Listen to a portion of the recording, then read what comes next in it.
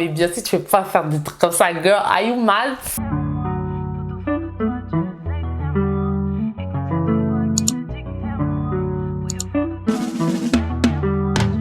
Hello les petits choux. Alors aujourd'hui on est le samedi 30 juillet, donc hier on était vendredi 29 juillet.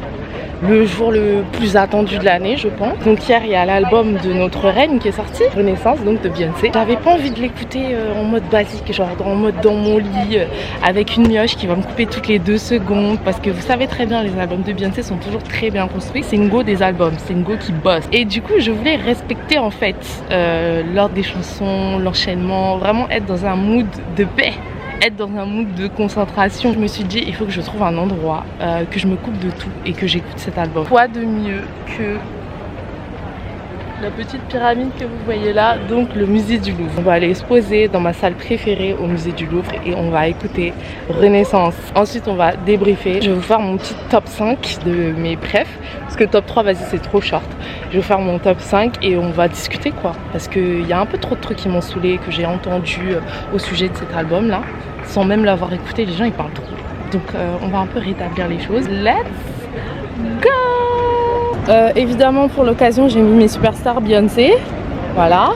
Bon, j'ai réussi à passer les premières portiques les gars, parce que en fait j'ai en ce moment le Louvre c'est sur réservation, donc j'ai fait une réservation pour midi et il est genre midi presque 35. Du coup j'avais trop peur. Pourquoi je suis claire comme ça là?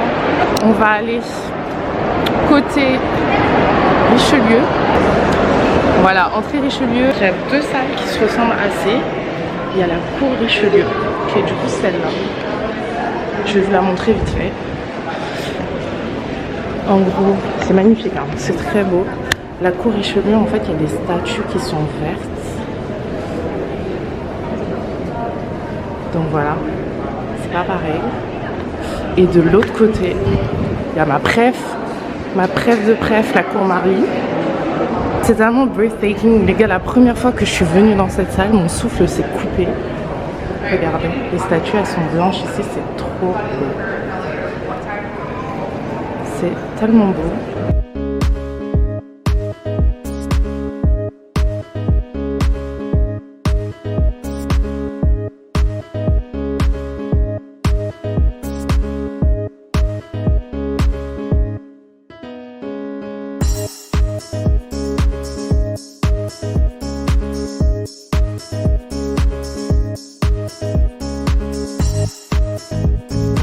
C'est quoi, je vais mettre mes lunettes parce que là,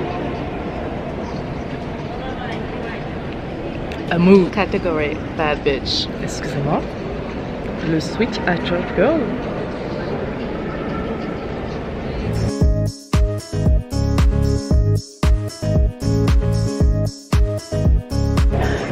Waouh, je viens de finir les gars. Je vous donne un premier avis à chaud comme ça. Après je vais continuer d'écouter toute l'après-midi et après on se fait un point. Bon, dans pas longtemps pour vous, mais pour moi ce sera genre bien 3-4 heures après. Je sais pas quoi dire en fait. Je suis contente. Je vais pas dire je suis surprise ou je suis extrêmement surprise et agréablement surprise, parce que ça voudrait dire que je m'attendais à ce que ce soit de la merde, alors que pas du tout. En fait je m'attendais, franchement j'avais pas d'expectative, j'avais pas d'attente particulière et juste j'étais ok, that's my girl, that's my girl. J'ai failli être déçue sur la fin, vraiment j'ai failli, on n'est pas passé loin et elle s'est très très bien rattrapée sur la fin de Summer Renaissance. On en reparle, je vous dis à tout à l'heure. Ok les gars, ça y est, c'est parti pour le débrief. Genre bien 6-7 heures après, genre j'ai le temps d'être décomposée là. Je pense que vous voyez, il a fait trop chaud aujourd'hui, j'ai trop marché parce que j'avais besoin d'écouter, réécouter et j'aime trop quand je marche et tout dans Paris et puis j'écoute la musique. J'ai mes notes, j'ai tout noté. Let's talk. Alors déjà, je tiens à vous dire que je pense que c'est pas une critique objective, je pense que c'est pas une critique instructive. Je pense qu'il y a des chaînes qui sont très calées sur ça. Là, on est dans un safe Place de Beehive et je vais vous donner mon avis par rapport aux autres projets de Beyoncé. C'est pas par rapport à des références culturelles ou musicales incroyables. Il y a des gens qui font très bien ça sur YouTube. Là c'est la zone, la fan zone. Commençons par un petit coup de gueule parce que moi il y a des trucs qui m'ont saoulé comme je vous ai dit. Vous voyez les gens qui critiquent Aya parce que soi-disant elle fait la même chanson à chaque fois. C'est les mêmes gens qui critiquent Beyoncé parce qu'elle propose des choses différentes. À un moment donné, vous attendez quoi des artistes en fait? Moi je comprends pas pourquoi les gens ils veulent toujours que les artistes fassent ce que eux ils ont envie de faire, genre ce que les gens veulent qu'ils fassent, plutôt que vous apporter une vraie nouveauté artistique, une vraie recherche artistique. J'ai vu des commentaires en mode ouais j'espère qu'elle va faire un album R&B, j'espère que ce sera du R&B, mais en fait moi je comprends pas à quelle heure Beyoncé elle vous a dit qu'elle comptait faire du R&B toute sa carrière en fait.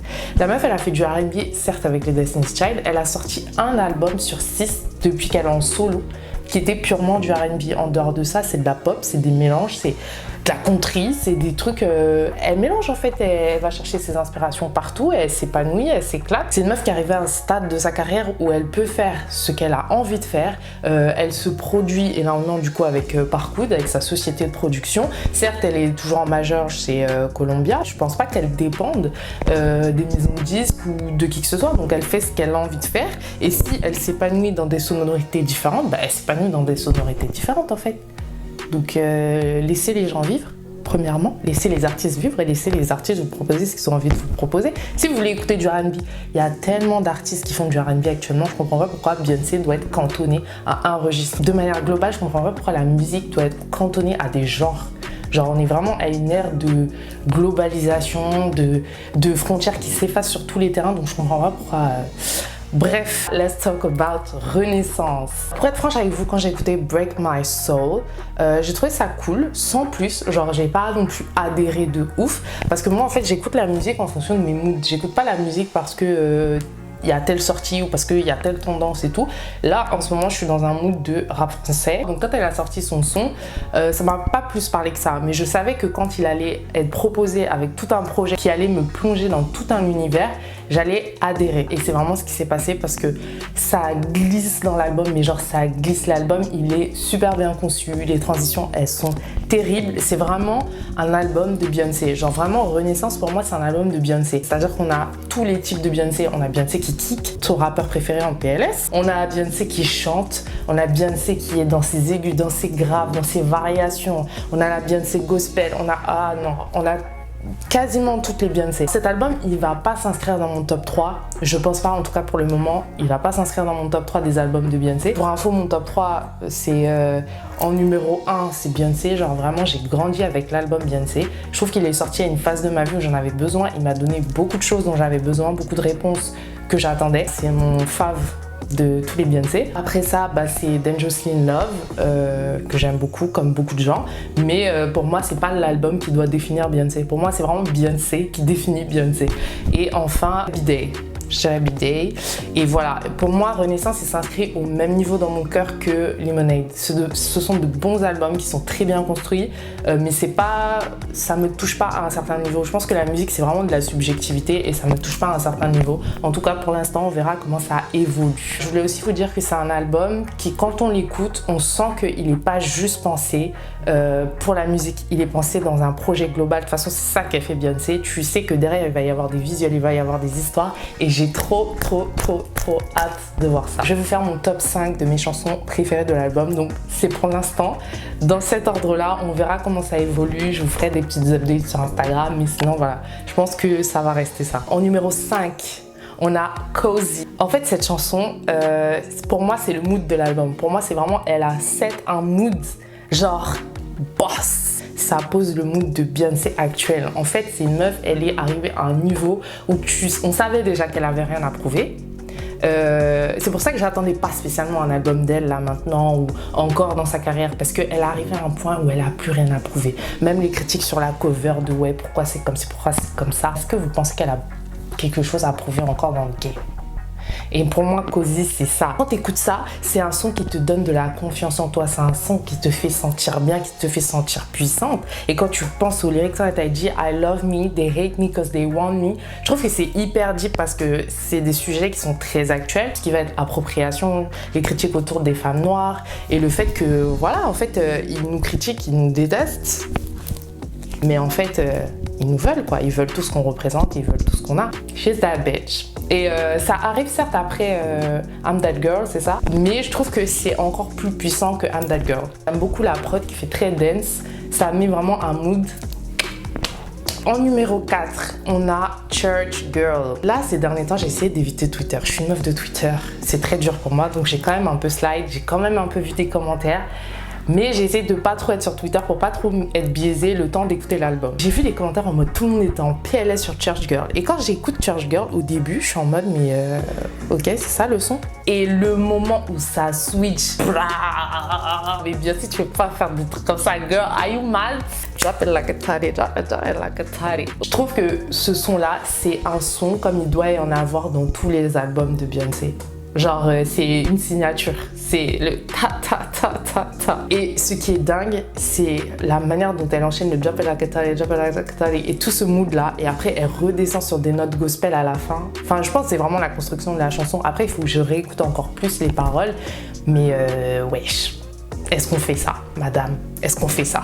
En numéro 3, on a une chanson que je ne saurais même pas vous expliquer. C'est Heated. Je sais pas pourquoi elle est dans mon top à cette position-là, mais en fait, quand j'ai écouté cette chanson, elle m'a mise dans un mood. Genre, quand j'écoute du Beyoncé, j'attends que ça me fasse sentir comme ça. Je sais pas si vous voyez ce que je veux dire. Et en fait, on s'en fout des prods. C'est pour ça que je vous disais, on s'en fout de l'instru, on s'en fout du genre que c'est. Quand tu écoutes la voix, quand tu entends comment la dame elle chante et tout, c'est du Beyoncé et ça te donne l'effet que tu attends de Beyoncé. Féminine, genre, inexplicable. Et dans la prod, je sais pas pourquoi, ça me fait un peu penser à Mine. You wanna do like a burger, do big, do it all like a go-go. Bref, j'ai fait n'importe quoi là, mais vous avez compris ce que je veux dire. Maintenant, mon top 2, c'est la guerre, les gars. Mon top 2, c'est la guerre parce que les chansons, toute la journée, ça fait ça. Mais là, je pense être arrivée à la conclusion qu'en numéro 2, nous avons Plastic Off the Sofa. C'est marrant parce que je l'ai pas vu dans les tweets que j'ai vu passer. J'ai vu personne parler de cette chanson, mais quand j'ai écouté l'album la première fois, la manière dont cette chanson elle m'a prise. Et cette chanson-là, en fait, pour moi, c'est ma Beyoncé préférée. Je vous ai dit, Lemonade, ça fait pas partie de mes albums préférés de Beyoncé, mais il y a mes chansons préférées, genre ma chanson préférée, je pense, de Beyoncé que je peux dire, elle est dans Lemonade et c'est Love Drug. Plastic Off the Sofa, je trouve qu'on retrouve vocalement cette Beyoncé-là. La Beyoncé de Love Drug, la Beyoncé de All Night.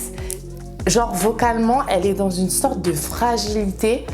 C'est ça, c'est très fort. Franchement, c'est technique. C'est une sorte de fragilité. Genre, t'as l'impression que ça va casser limite. Et c'est là que derrière, t'as toute sa puissance vocale qui revient. Quel vocaliste. Et cette chanson-là, elle me touche. Vraiment, elle me touche. Que ce soit la mélodie, que ce soit la manière dont elle se balade sur la chanson. Girl. Et enfin, en numéro 1, je pense que vous savez déjà. Parce que, en fait, je pense que c'est la fave de... En tout cas, c'est la fave de beaucoup de gens. Parce que je l'ai vu beaucoup revenir sur Twitter, pour le peu que j'ai vu. Et je pense que c'est la préférée de Beyoncé. Parce que la manière dont elle pose là... Déjà, la chanson, elle dure 6 minutes. Qu'est-ce qu'il y a à faire des chansons de 6 minutes? Ça veut dire que toi-même, t'as kiffé la prod. T'as kiffé tout ce que tu racontais. T'as kiffé te balader parce qu'elle se balade sur la prod. Et c'est Virgo's Groove, obviously. Elle aime trop son signe astrologique. Et forcément, si elle a appelé un truc Virgo's Groove, ça veut dire que c'est... top of. Et j'aime trop comment l'enchaînement il se fait entre Plastic of the Sofa, Virgo's Groove et ensuite on passe sur Move qui a rien à voir mais comment ça casse. J'aime trop. Ouais, cette chanson, c'est tellement love to love, c'est tellement mélodieux, c'est no of my life. J'ai tellement hâte de voir ce qu'elle va proposer en live, ce qu'elle va proposer comme version pour ces chansons-là, parce qu'avec les instruments, enfin avec les instrumentales, les productions, c'est super. Mais j'ai hâte de... Parce que cette chanson, j'ai trop envie de l'écouter avec de vrais instruments, sans le côté production, un peu disco et tout. Franchement, c'est un top 5 qui n'était pas forcément facile à faire parce qu'il y avait d'autres chansons qui m'ont... Genre, j'ai bien aimé Thick, j'ai bien aimé... c'est quoi, Cuff It? Ouais, Cuff It, j'ai bien aimé... même Alien Superstar, j'ai kiffé aussi. Je pense que c'est juste un peu la fin de l'album dont j'ai été moins fan. Genre l'enchaînement All Up in Your Mind, America Has a Problem, Pure. Non, quoique Pure, j'ai bien aimé. Pure Honey, j'ai bien aimé. Summer Renaissance. Et je vous disais du coup que j'ai été un peu déçue au début de la chanson, mais elle s'est rattrapée sur la fin de la chanson. J'ai bien aimé le fait que les tracks changent beaucoup de mood. Genre dans des sons, tu passes d'un truc à un autre, j'aime bien quand une chanson commence d'une manière et tu sais pas comment elle va se terminer. Franchement, je trouve que c'est un album qui m'a ouvert le champ des possibles. Je vous parle moi en tant qu'artiste, ça m'ouvre des portes et je trouve que c'est ça qui est cool avec ce genre de projet, c'est que ça te fait réaliser qu'il faut pas rester cantonné dans des trucs. Moi j'ai toujours été assez intéressée par tout ce qui était house et tout. J'ai même enregistré des maquettes un peu dans ce style-là, mais je sais pas, je me dis tout le temps que qui est-ce que ça va intéresser, mais en vrai on s'en fout, tu fais ce que tu as envie de faire et tant que ça te fait kiffer, parce que moi vraiment quand j'écoute je sens qu'elle s'est fait kiffer, je sens qu'elle a kiffé et je sais qu'elle adore tout ce qui est disco, elle a kiffé et c'est ça l'essentiel. Et au final ce qu'elle a ressenti, elle nous le fait ressentir et je trouve que c'est surtout ça qu'on ressent dans Virgo's Groove, c'est le kiff. Voilà, on arrive à la fin de cette vidéo. À vous de me dire en commentaire au moins votre top 3. Est-ce que vous êtes d'accord avec ce que je vous ai dit? Qu'est-ce que vous avez préféré? Qu'est-ce que vous avez pensé de l'album? Qu'est-ce que vous avez kiffé? Qu'est-ce que vous avez moins kiffé? Dites-moi en commentaire. Si vous avez kiffé ce petit moment avec moi, n'hésitez pas à mettre un pouce bleu et à vous abonner si ce n'est pas encore le cas. Je vous dis à bientôt pour une prochaine vidéo et je vous fais de gros bisous.